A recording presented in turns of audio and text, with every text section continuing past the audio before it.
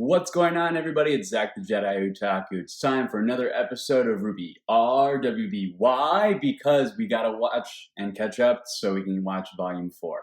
I don't like that one at all. What's going on, everybody? It's Zach the Jedi Otaku. It's time to watch another episode of RWBY. RWBY. Why? Because we gotta get through the rest of Volume 3 to get to Volume 4. So, what we're gonna do, we're gonna play a week of catch-up. I am going to be recording most of the videos today, Tuesday. I think it's November 1st today, right?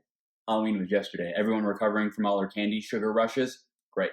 So we're going to try and get as many of them out as we can the rest of this week, maybe 2 a day. Hopefully by next Tuesday, we can have Volume 4, Chapters 1 and 2 ready to go. So let's try and get into it. This first one, we're going to do a World of Remnant. I believe it's the Continental Transit System. So.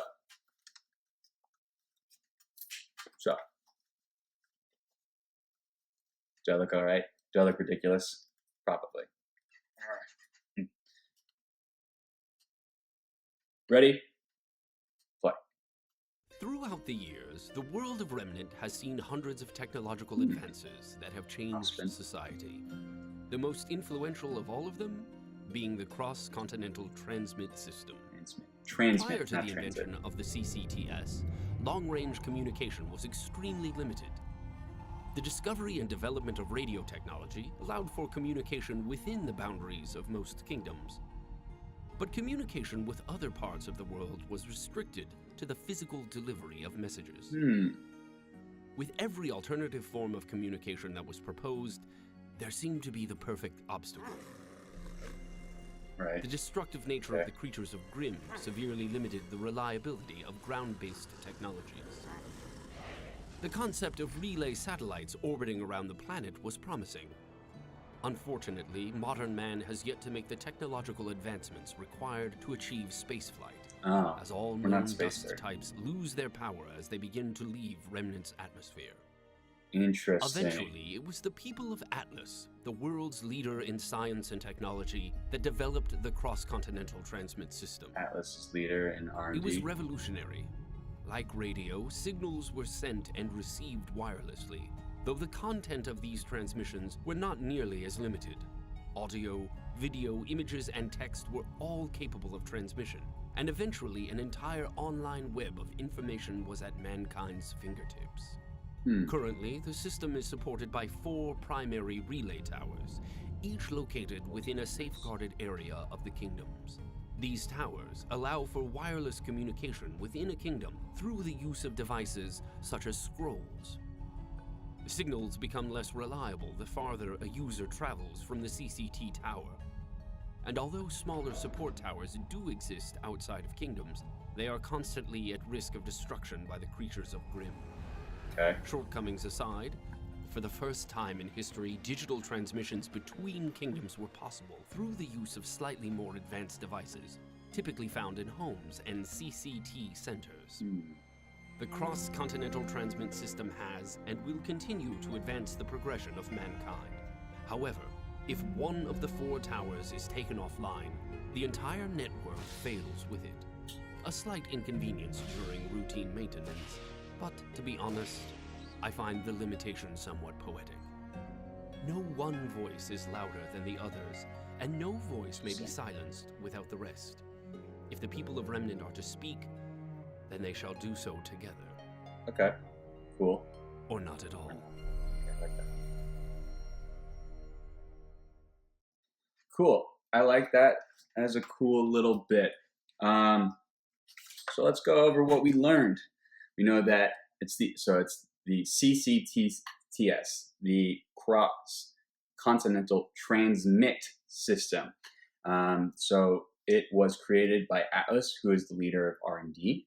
So that's interesting. That falls in line with what we know about Atlas's military applications. That stands to reason that they're focused in military and improving that their R&D budgets would be very big and they'd be focused on that. Nice bit. I like how RWBY, the necessity of having it was made by having RWBY. I find it very curious and very interesting that the world of Remnant is not capable of spaceflight yet because dust is not capable of working outside of atmosphere. So I wonder if there is that says that there's something about the world of Remnant and the way it's designed and the atmosphere and what's going on inside the atmosphere that is allowing dust to actually work as a superconductor for whatever elemental or abilities that you draw from dust. I find that very curious and interesting.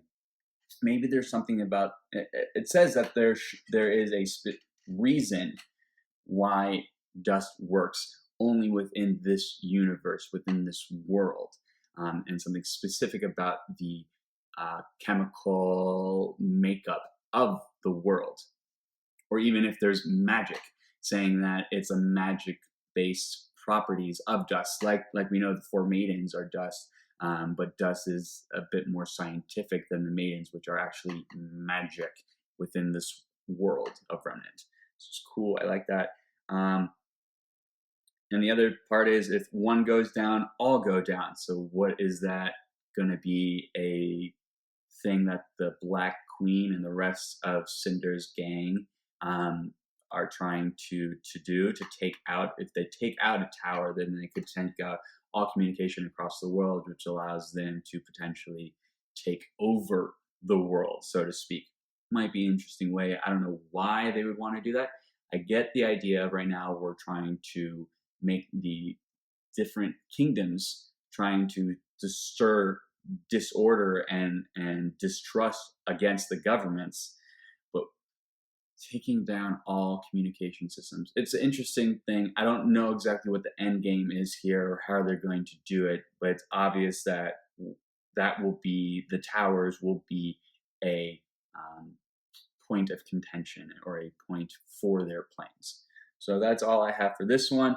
Check out the next one. We're going to be doing the four maidens, and then I'll start doing the rest of the episodes for volume 3 before we get into the next one. So like, comment, subscribe down below. Let me know what you guys thought of my reaction, my review, and I'll see you guys on the next one. Jedi Otaku, out.